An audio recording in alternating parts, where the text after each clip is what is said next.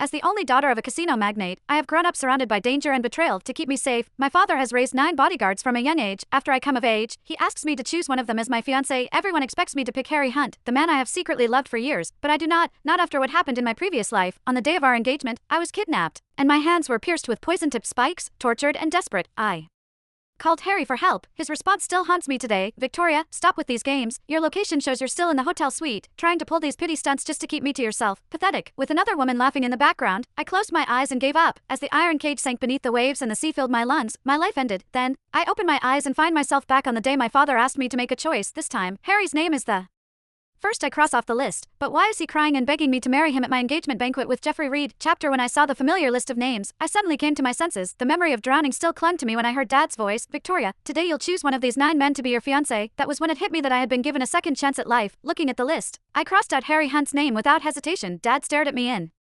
shock. Are you sure? You've been following Harry around since you were a child. Why strike his name off? Hold up, I'll have them prepare a new list. No, Dad. I cut him off, shaking my head firmly. It wasn't a mistake. I'm not choosing Harry. I'm choosing Jeffrey. In my mind, I could still see Jeffrey Reed's devastated expression after my death, his voice hoarse from screaming my name, seeing how determined I was. Dad said nothing more and nodded in agreement. He told me to keep it hush for now.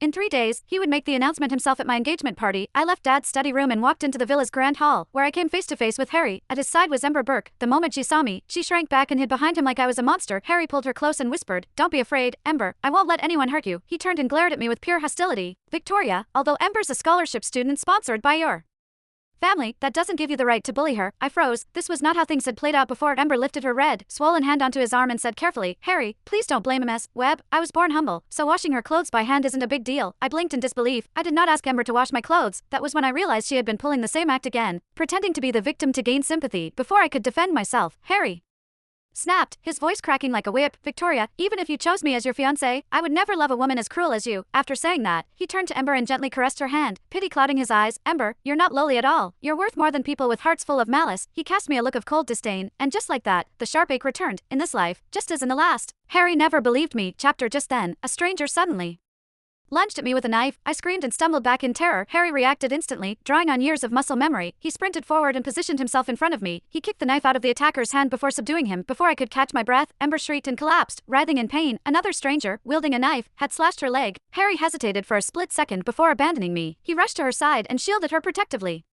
My heart grew colder with each passing moment as I watched the scene unfold before me. Seeing that no one was guarding me, the other attacker picked up his knife and charged forward. Just as the blade was about to pierce my chest, someone appeared out of nowhere and kicked the man to the ground. I opened my eyes and saw it was Jeffrey. The 2 assassins, realizing their plan had failed, fled in panic. Jeffrey's face went dark with fury as he turned to Harry and roared, "Have you